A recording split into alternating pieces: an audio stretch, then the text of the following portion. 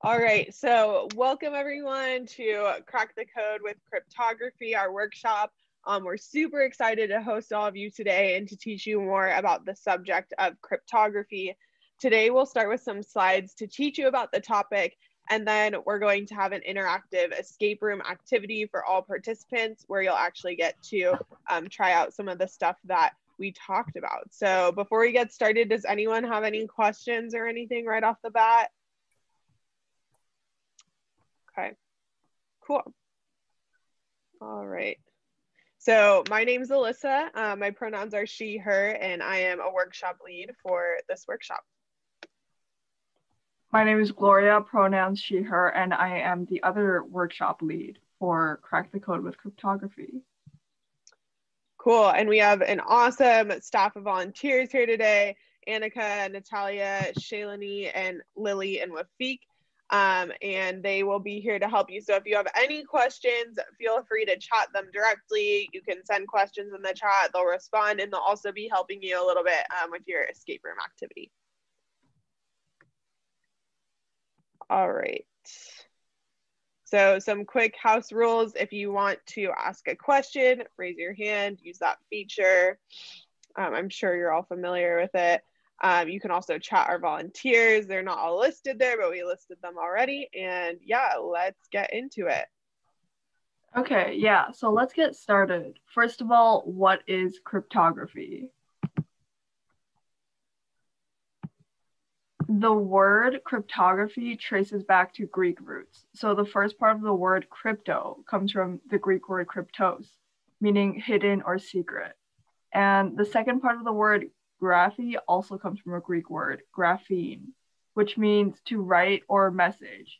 So if we put them together, it kind of comes together to mean the word hidden words or secret message. One way you can think of cryptography is as a way to lock your information and messages so that in order for other people to access them, they must have a key.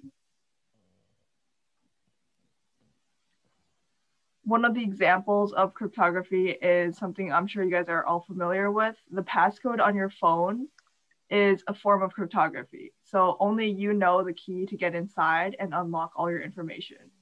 Without this passcode, your phone would be locked forever. And for security purposes, Apple doesn't even know the code to your phone. It's encrypted on their end as well, so they don't even have access to your data.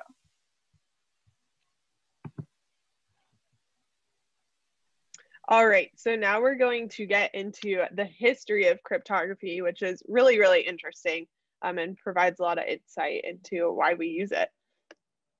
So cryptography predates computers. It's a logical concept that has been implemented for thousands of years, right? So cryptography came first, then a lot of other stuff, and then we got computers finally. So cryptography is really, you can think of it more as a logical concept that has been implemented, and computer technology is relatively new, right? It wasn't until like the late 1900s that we saw computer technology really start to form. So we can even see cryptography dating back to as early as 1900 BC in ancient Egypt.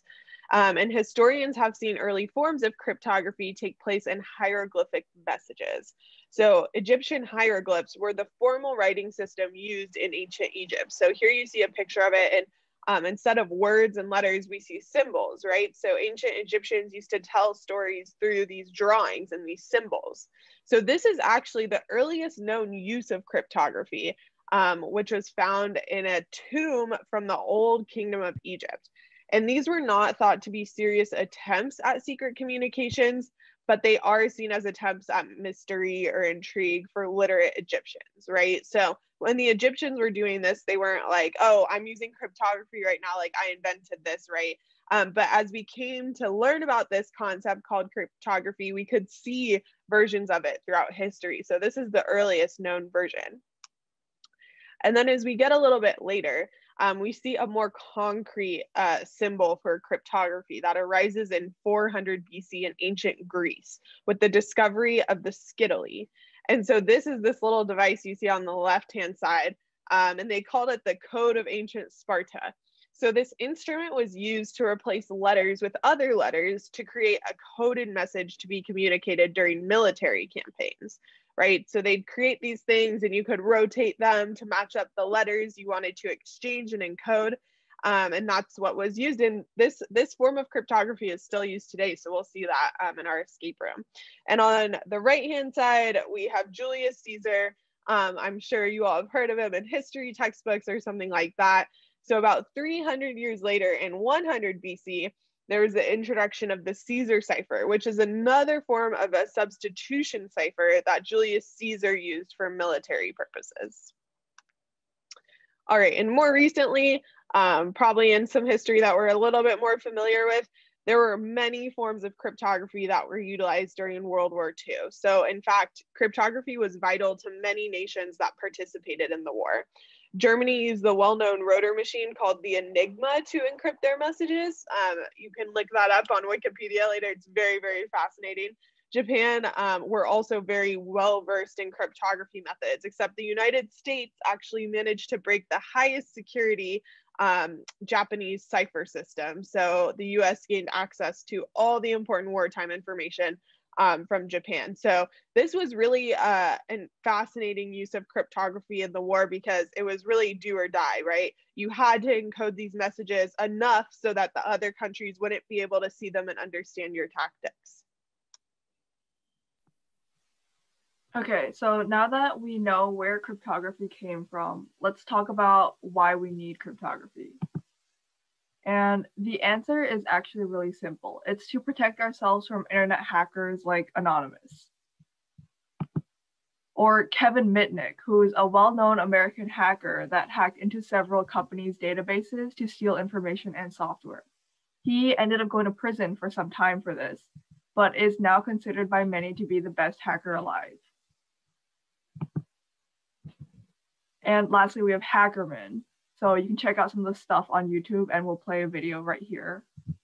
I'm gonna play it, but I have to stop my screen share and then restart it so I can share the sound. Okay. 1 second. Okay, hopefully y'all can hear this.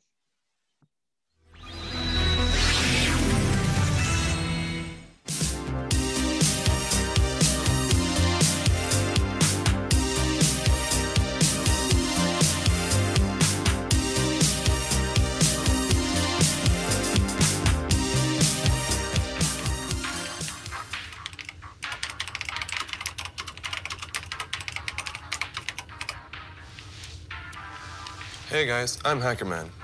Today I'm going to show you how to hack common household objects back or forward in time.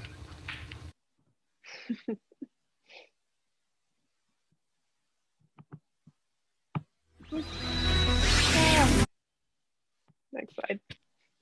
Okay, so we're gonna start looking at some cryptography basics. We recommend that you check out more of Hackerman's stuff if you have the opportunity. He's pretty funny and awesome. Okay. So this is kind of the flow, the overall flow for cryptography. So we start with this thing called plain text, okay? And plain text is regular text that has not yet been encrypted. So we see this method called encryption up at the top. So plain text is basically what you read in a book, in a newspaper, right? This stuff on my virtual background, it's readable to people who speak English, right? So that's kind of what plain text is. Then we use this method called encryption to transfer the plain text into ciphertext. When we have ciphertext, that's our encrypted message that's not readable to someone who speaks English, right? Or whatever language you're encrypting in, right? So in an ideal world, no one should be able to read that ciphertext unless they know the encryption method that was used, right? So if we go backwards, right, we have this method called decryption. And decryption is the opposite, where you transfer the ciphertext back to the plain text.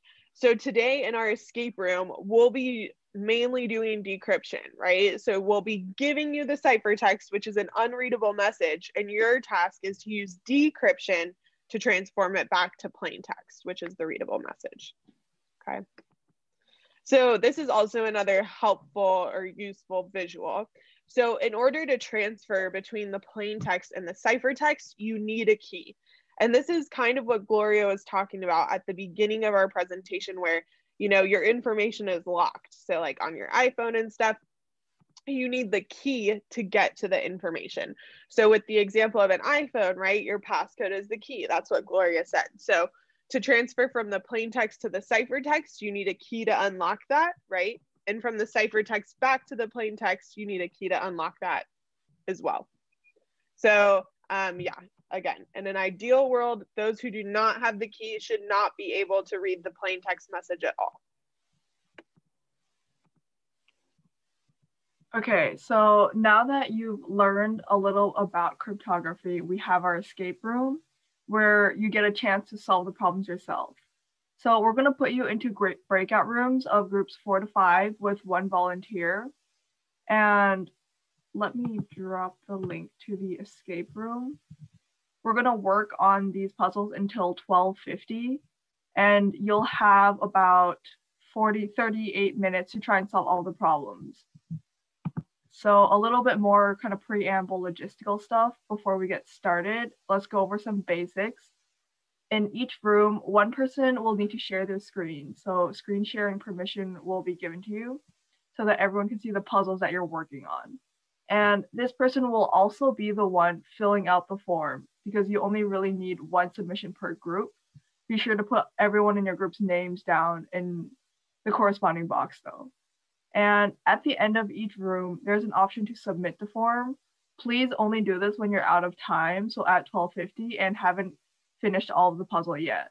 So like once we're at 12:50, then submit what you have so far so we can add up points to put in for the raffle.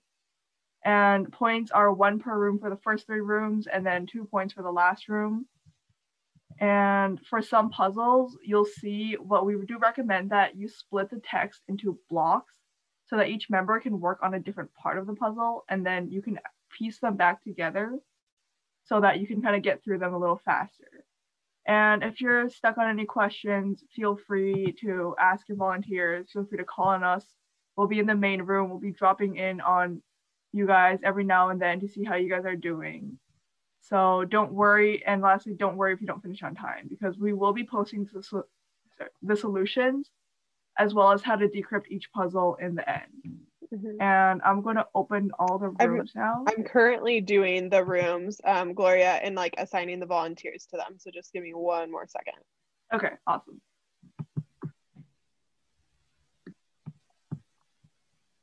Does anyone have any questions in the meantime?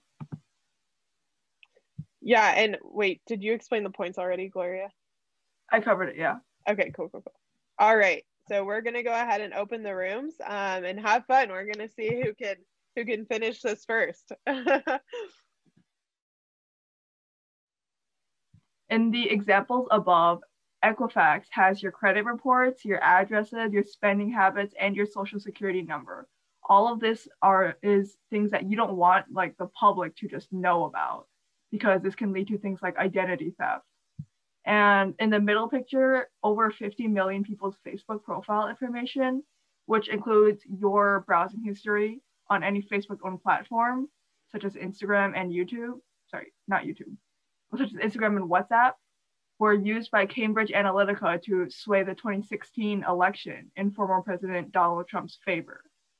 And in the last picture to the right, this is when Yahoo suffered 2 major data breaches in a year, which led to their users with private emails, some of which could contain sensitive information such as your bank information or your passwords, and all of this landed in the hands of hackers.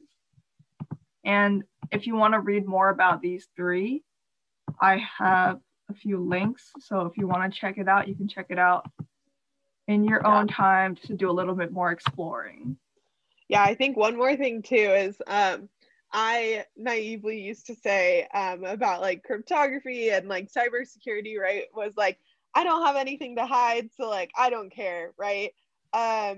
Which once you start to realize how important it is, right?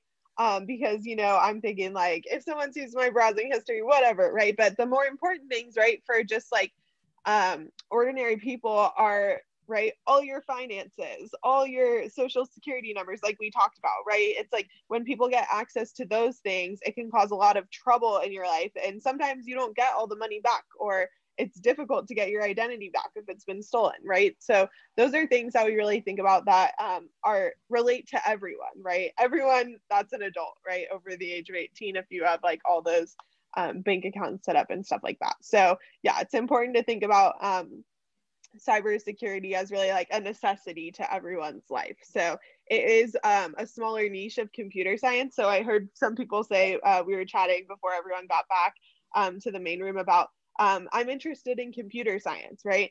So cybersecurity and cryptography are like a subsection of computer science, right? You can go into jobs that's just like dealing with cryptography and encryption, right? So if you found today's workshop interesting, definitely look into like some of those opportunities and what that might look like for you. All right, so yeah, that brings us to the end of our presentation. Thank you so much for coming out. If you'd like a copy of the questions and solutions for the escape room, feel free to download them from the link above. And we hope you had fun and learned something new about cryptography. Also a reminder, everyone should be heading to the closing ceremony now. So please go ahead and head over there. We will stay behind for a little bit longer if anyone has any questions or anything they want to ask us. But yeah, thank you so much for coming out. Yeah, thank you. We hope you guys had fun.